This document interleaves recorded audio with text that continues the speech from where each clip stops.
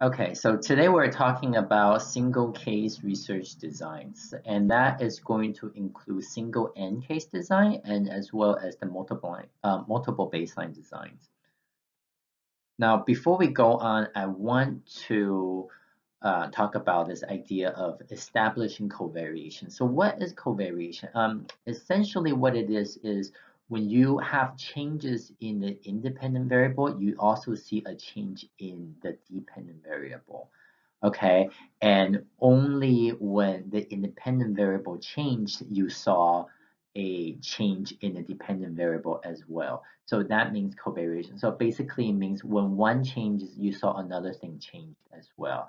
And in this case, it's established by temporal precedence, meaning that when you have the change in the independent variable, then you saw a change in the dependent variable, okay, not the other way around.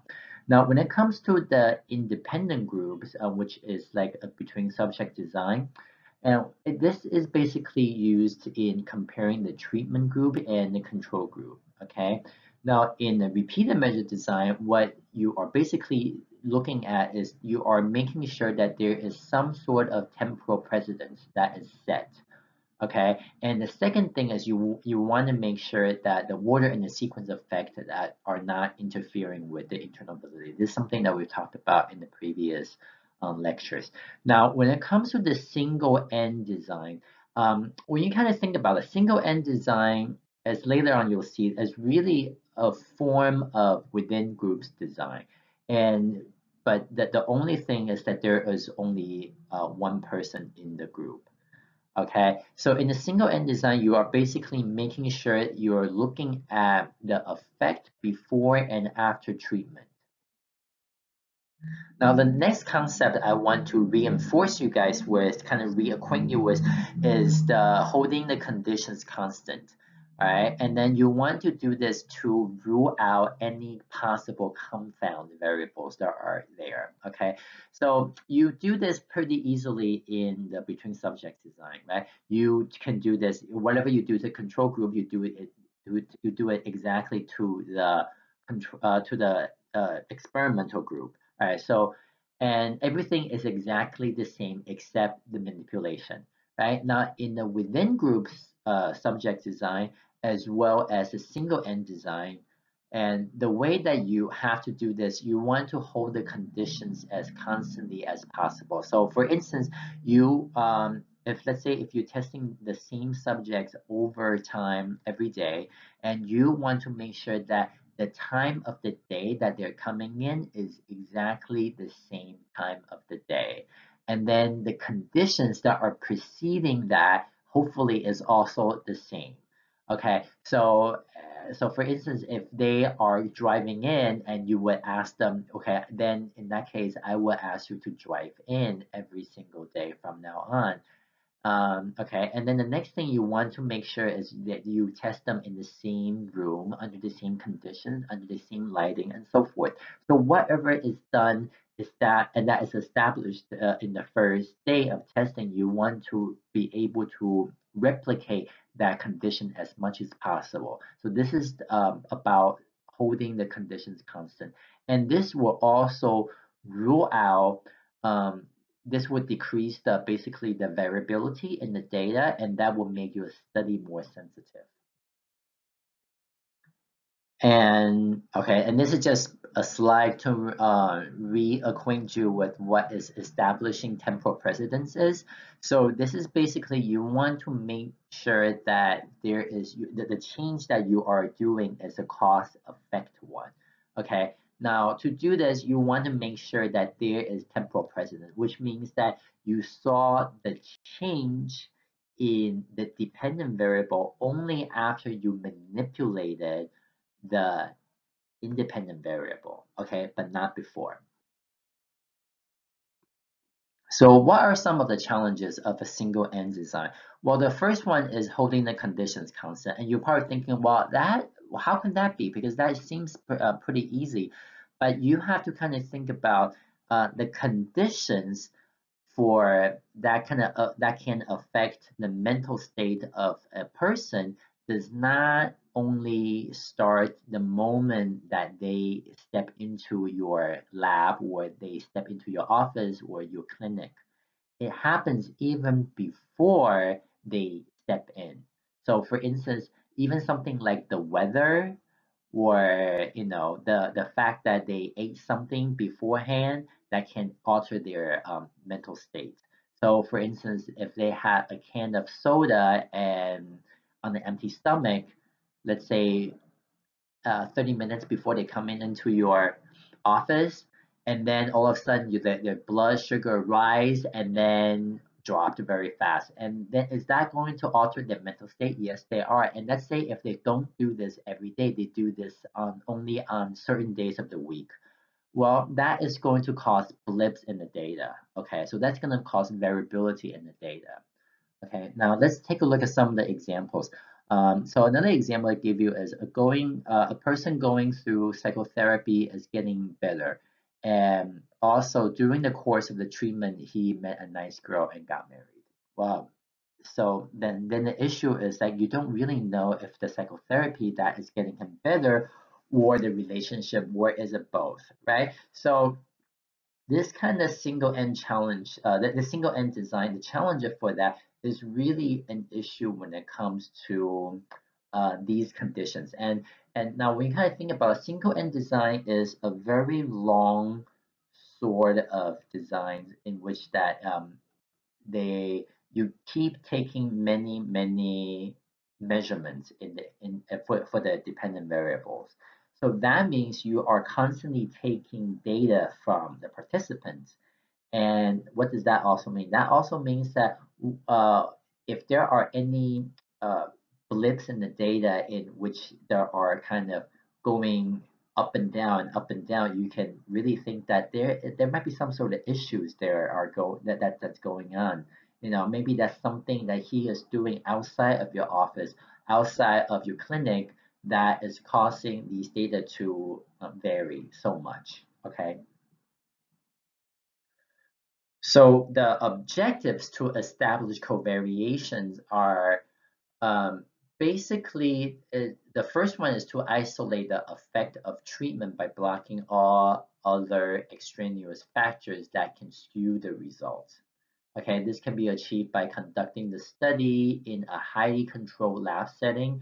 Fieldwork also has too many, fieldwork is not desired because it has too many variables and is too difficult to control. So that makes sense, right? Because you want to really make sure that the effects are really affecting some sort of the dependent variable, and from there you want to get your environment, your testing environment, as tightly controlled as possible. Okay, so that's the first thing. The second thing that you want to do is you want to eliminate between subject variable by using only one participant, right? So you can also do this in within group subjects designs, but then when you see that when it comes to repeatedly testing all like a lot of subjects is not very easy. So basically what you want to do is it's easier if you just to test one subject. Okay. And the third thing is you want to introduce the treatment before there is a change in the dependent variable. Okay. And the fourth one is observe the difference between condition A. Okay, and now we're going to refer condition A as baseline with no treatment, and B is post-treatment, which means they after they have gotten some sort of treatment. Okay.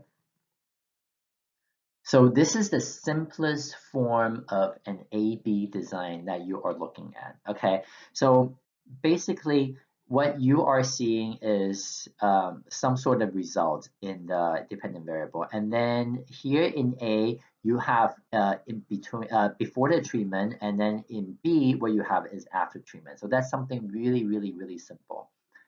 Okay.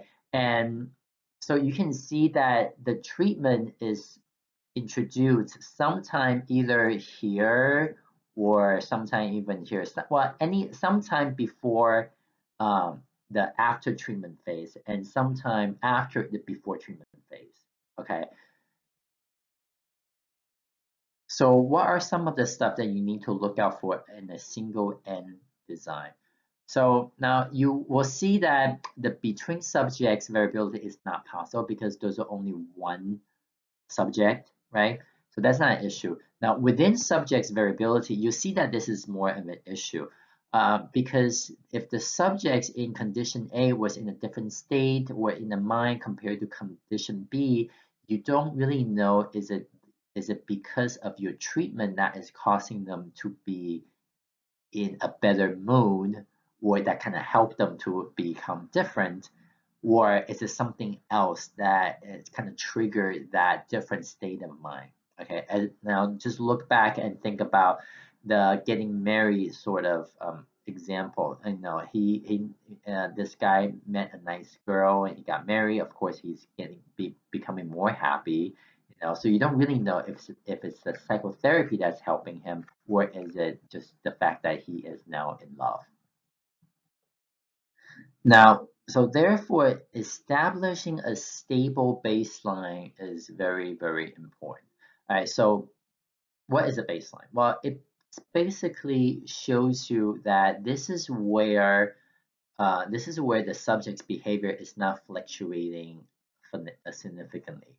Okay, and so the way that you would measure the baseline is you want to control the environment as much as possible, and then you can repeatedly take the measurement of the dependent variable that you're interested in. So for instance, let's say in this case attention, and you want to see that this person's attention level is stable. Okay, stable not meaning not necessarily good or not necessarily bad. It depends on what you want to look at. But stable means you are not seeing a huge fluctuation of this particular measurement.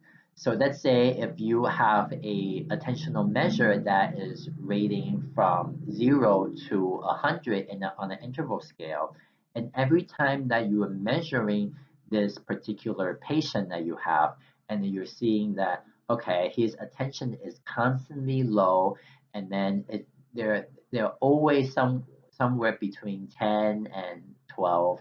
So I measure him on day one is 10, I measure him on day two is 11, and then measure him again on day three and it's 10 again. You know, so it's 10, 11, 12, 10, 11, 12. You know, so for 5 days straight, for instance. Well, so that's a good sign, you know, because that means that the baseline is not moving very much, and then this most likely is a true reflection of this person's current baseline state. Okay. Now, if the baseline is stable, then that is good. You can now introduce the treatment. Okay. But what if it's not stable?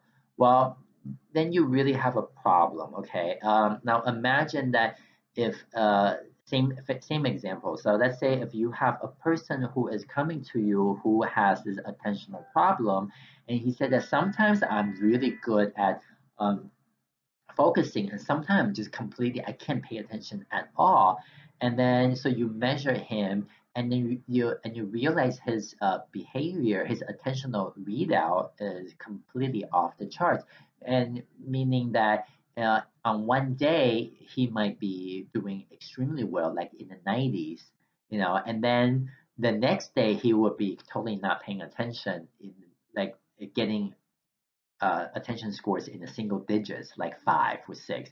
And then you see this in 5 days. So you see 100 on day one, and then 10 on day two, and then 70 at day three, and then 0 at day four. And then you're like, I'm not getting a stable baseline. I don't know what to do. Right. So now, so what happens if you don't have a stable baseline? Well, this is not good. You know, it's impossible to know if the treatment will have an effect because you cannot really establish a time precedent relationship when it's possible. Now, there is one exception though. So let's say if someone who is going through these huge variabilities over time, so he's 100, and he's at 10, and he's at 90, you know, like so on all these different days. So what happens if after you give him a treatment, then this person is consistently good, Okay, so let's say after you give him a treatment, then all of a sudden he his attention is his attention rating after the treatment is now stabilized at, let's say, 90 and 80s, all the time now. Then you can also say that this is also there's also a significant improvement. Okay, so there is some exception to that. Okay, now, but what happened if, let's say, after the treatment, there is dramatic change in the dependent variable, then you know that your treatment is also effective. Okay, so if you don't see that much differences, there is no way to save your study. So so having a unstable baseline, it depends on the magnitude of the problem, and it also depends on the type of treatment that you are looking for. Okay, so let's make a example. Okay, so let's say over here you have, on your x-axis you have time. Okay, and then on your y-axis you have some sort of measurements. Okay, your dependent variable. And now, so you are taking the baseline of a person. And now let's say if his baseline is relatively flat like this, okay, and after you introduce a treatment and you start to see some of improvement, and then when the treatment continues, he's going like this. Well, that is a very good case, okay? So that's pretty good. Now, what happens, let's take a look at another person's abilities. Okay, so now let me just erase this part first. And now let's take a look at another person. So let's say if his baseline is going up and down, up and down, up and down, like, and then after you introduce a treatment and you're still seeing like this. Well, you don't know if this person is having issues because his like variability is so big, or or if there's no effect of the treatment. Okay, let me erase this too. Now, but let's go back to that same example. Okay, and let's say if he's having a very irregular baseline, but after you give him a treatment and you start to see this, a dramatic increase of the data basically, and then they're still kind of going up and down, then because of this huge magnitude of improvement, even though relatively that this baseline, this part is not that stable, and because of this huge improvement, basically you can still conclude that there is a major effect of the treatment there. Okay. Now let me erase this also. Okay, now let me give you another example. Okay, now suffice to say, if you have a patient that is, let's say, you're measuring his mood. Okay, and that is someone who is a bipolar disorder patient. Okay, so his mood goes up and down, up and down, up and down, up and down. So sometimes he's manic and sometimes he's depressed, sometimes. And after you give him a treatment, and all of a sudden you see this, you don't see that much fluctuation of his mood anymore. Well, this is also effective treatment. Okay, because basically what you are seeing is there is a lot of fluctuation at this part, and now all of a sudden, after you introduce a treatment, then all of a sudden the mood stabilized. This is also effective treatment. Okay, so there are many ways that you can kind of determine whether or not there are whether or not the treatment was effective. Okay. Now, maturation can be a major issue when it comes to the actual threat to the internal validity of a single end research design. Okay, now, so what can you do is you can rule this out by setting up like a very, very long baseline observation. Okay, that's one way to deal with it. Now, let's say if your baseline observation over time does not change, then you can be somewhat confident to state that the maturation is not an extraneous factor. Okay? Okay, so what would a maturation effect look like on a single end design? Okay, now again, on the x-axis, what you have is time. Okay, time. Okay, and now, so if someone has some sort of maturation effect, and basically the baseline that you will be seeing is something like this. Over time, it deviates away from the baseline. Okay, as opposed to a person without the maturation effect would see something more like this. Over time, you're not seeing that much deviation from that original baseline. Okay, so this one is maturation effect, and this one is no maturation effect. Oh my God, it's hard to write with the mouse. Okay, sorry for the ugly handwriting. Now, another factor to really consider in the A-B design is the effect of testing. Okay, now, so when you kind of think about it, the effect of testing and the effect of maturation could be one or the other. Okay, or they can be additive. Now remember your practice effect on your lab number 2 that we did, and the second time that you were doing, you got much better, right? Now imagine if you got tested the same thing over and over and over and over again. Now, unless this is a test that every time that you do it, there's no such thing as a practice effect that exists, right? Then what you need to kind of think about it is there some sort of testing or a practice effect that also that I need to also take in account into, okay? Now let me show you something what a practice effect would look like.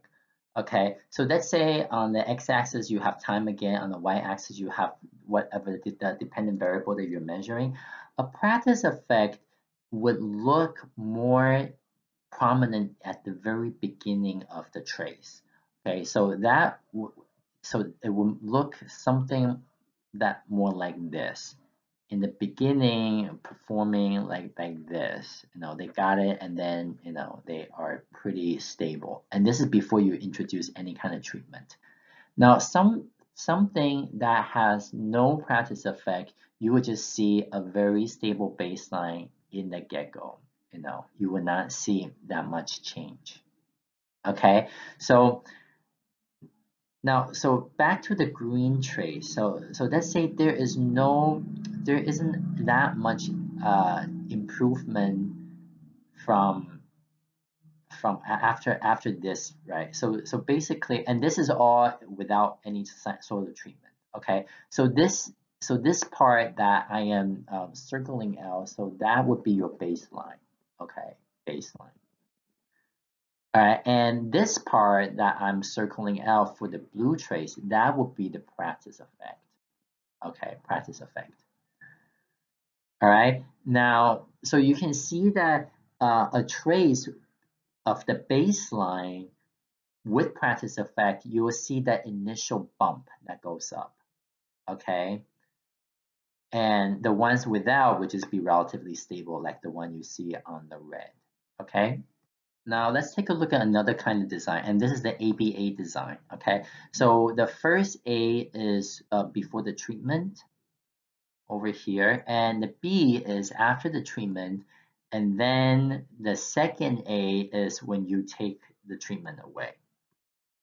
Okay, now this is like, so this the smallest amount of the data collection you need to have is at the very least 3 days, okay? Now, is this good practice only to have 3 data points per n? Then it's not, because as we said before, you haven't really established a stable baseline before. Okay, so this kind of data, is it trustworthy? I mean, it could be, but then is it very rigorous? It's not. Okay. So this is the first kind of scenario that you'd be looking at. So this is like the most ideal sort of scenario that you're looking at, because this is really saying that um, before the treatment, the subject was not doing so well, and after the treatment, the subject improved, and after you take away the treatment, well, the subject went back to where he was, basically. Right? So this really shows you that the treatment looks like most likely the reason why the subject or the patient got better. Now let's take a look at another scenario. Okay, so in this kind of ABA design, A, BA, the before treatment, after treatment, and after treatment takes away. So this is still stands. But then what happens is that after the treatment has been taken away in the second A part, okay, the patient's performance did not drop back down to before the treatment. Well, what can this mean? Well, it can mean several things. Okay, so the first possibility was that before treatment and after treatment, um, this was not due to some sort of stabilized baseline. And then, so therefore, what you are looking at is just simply variations in time. So that's possible, right? So the second more likely possibility is that, okay, the treatment worked, okay, and now the treatment produced some sort of long-lasting or a curative effect, in which that the patient is now considered cured, and therefore, after you take the treatment away, well, there is no, that this is why the patient didn't go back to the baseline. Okay, that's the second scenario. Okay, the third scenario is that this treatment is causing some sort of long-lasting, very, very long-lasting effect. Okay, or it could be that you have not take away the treatment long enough to have this patient go all the way back down to where uh, before the treatment area was, basically. So these are the three possibilities. Okay, and this slide is just basically telling you what I've said to you before. Okay, so it really depends on how long the treatment has been, since the treatment has been removed. All right, so if it's not very long, there might be a considerable carryover effect, which means that the treatment effect is still lingers, and therefore you are seeing what is left over from the previous dose, right? And if it's been a very long time, that means the treatment was produced some sort of irreversible effect, most likely cure the patient, or it might be something that the patient only needs to kind of on the maintenance dose for every other month or something like that. Okay, because you can see that now that after this treatment, this is more likely has become like a new baseline for this person. Now let's take a look at another kind of design. This is the ABAB design. Okay, so ABA design is you establish the baseline before treatment, and then you give the treatment, and then you take away the treatment and use. And now the reason you will want to give the treatment again is because when you take away the treatment, it went back towards the direction of where the baseline was. Okay, and then only then, after you see there is a blip in the data, well, going downwards towards the same direction as the treatment, then you want to re-administer the treatment. Okay, now this is like a very typical ABAB design that researchers just love to see, and that is because this really says that this kind of treatment is A, not long lasting, and B, was responsible for the improvement of the patient. Okay, basically. Now, single end design should always have only two levels. There is the lack of treatment level and there is the administration of treatment level. Okay, so you don't want to give like those differences, because it could be due to a lot of differences in the effects. So you don't want to have some sort of ABC design where B is a small dose and C is a large dose of the drug, something like that.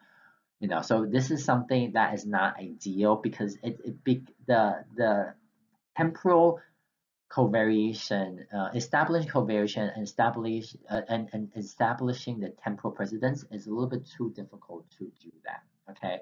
Now the second thing is that because you want to limit the maturation effect, right? You want to keep the studies brief. Now when some of the stuff that takes a very long time to do, so for instance, the effect of chronic administration of SSRI, selective serotonin reuptake inhibitor, right? For let's say depressions, when a person receiving Prozac, well, it takes a while for these SSRIs to work for depression.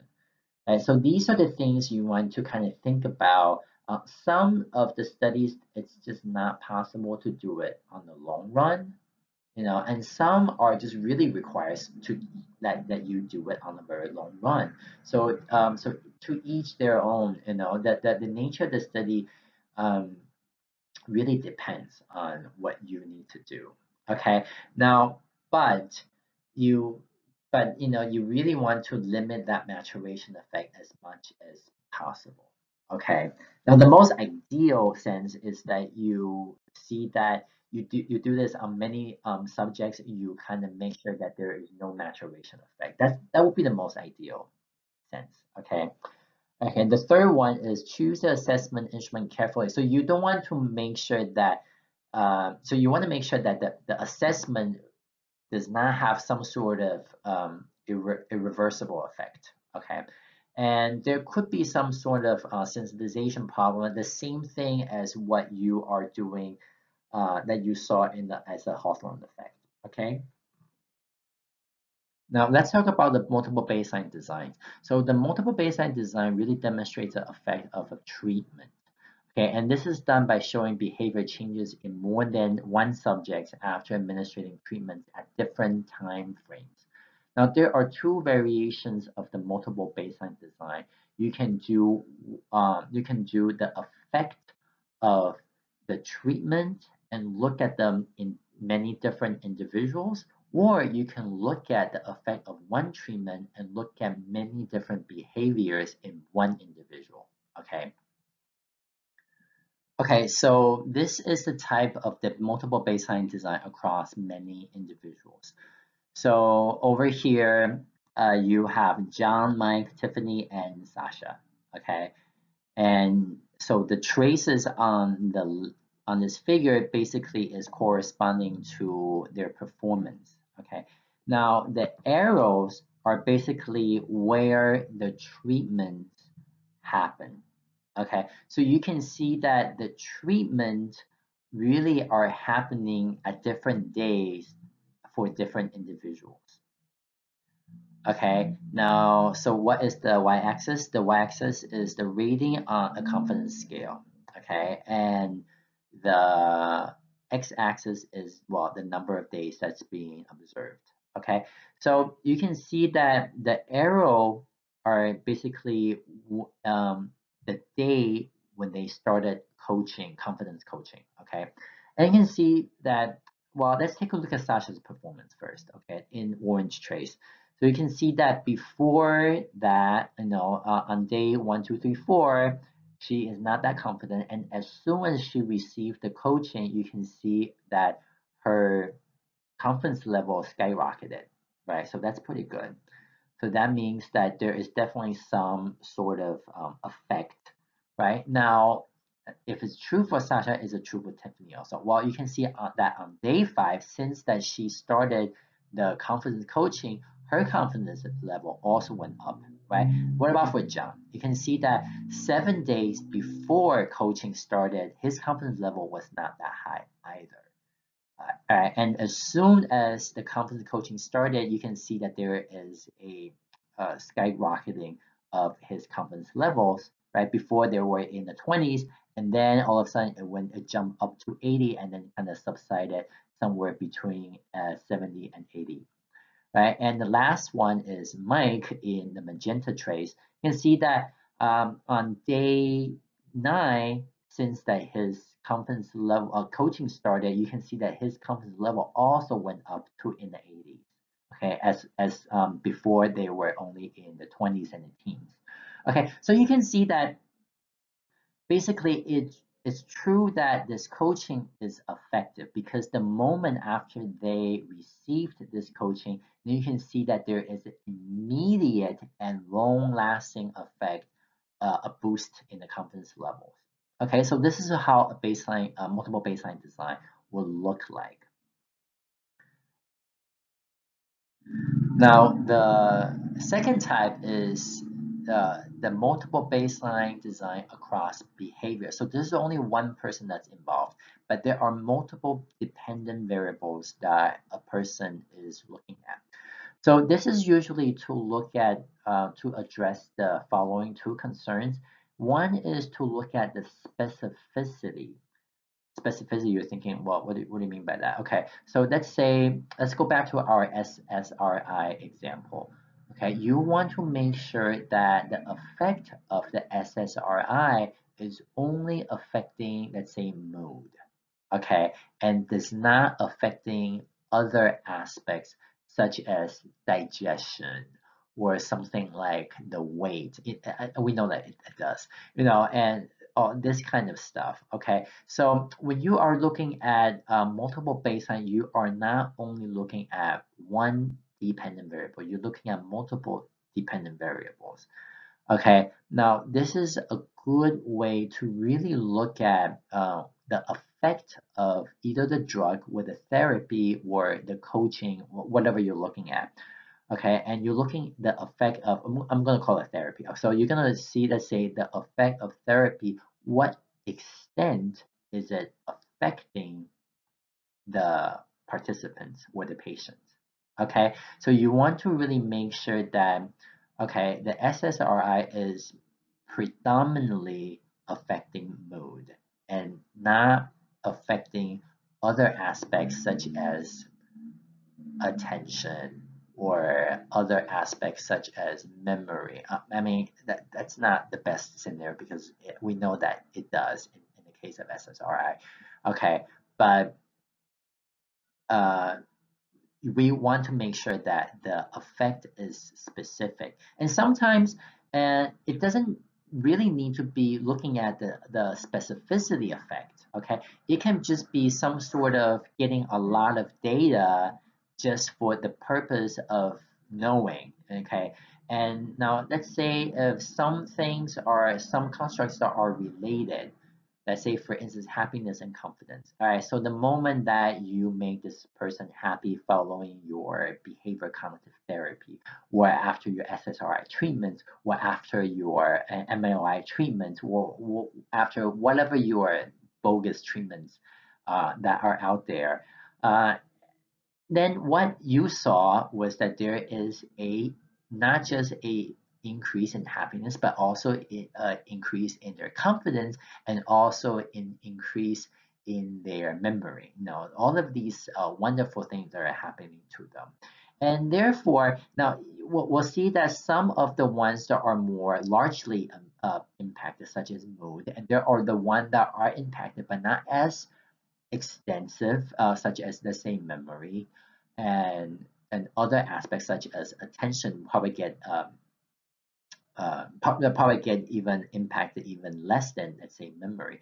But you'll see that all of these things is a good roadmap to really provide the researcher to what extent do these treatments impact. Okay. Okay, now with that said, let's take a look at what kind of data would these actually look like. So the example that I'm giving you here is what you can basically see is that um, this is the multiple baseline of the intended treatment on the left. You can see that on day 1, 2, 3, 4, and this person is doing okay, and then as soon as treatment started, and then he started doing pretty well in this intended treatment. Now, in other aspects, let's say in the other behavior that is not intended treatment of the therapy, then what you saw is that, you know, the when the when they started the treatment, what you are seeing is there isn't that much effect. Okay, you didn't see that much increase or decrease of the dependent variable in other behavior. Okay, and the other one is pretty much the same. I mean, you don't see that much changes in the data, right? So this is basically to kind of show you a roadmap showing the specificity of the treatment. All right. Okay, I think we are going to conclude today's lecture here. And now, if there are any questions, you can let me know by emailing to me. And I also want to make sure that you guys know that the computer practical is due today at midnight. Okay, so make sure I have them because I won't accept any late work on that. Okay, so that's it. Have a good one. Bye bye.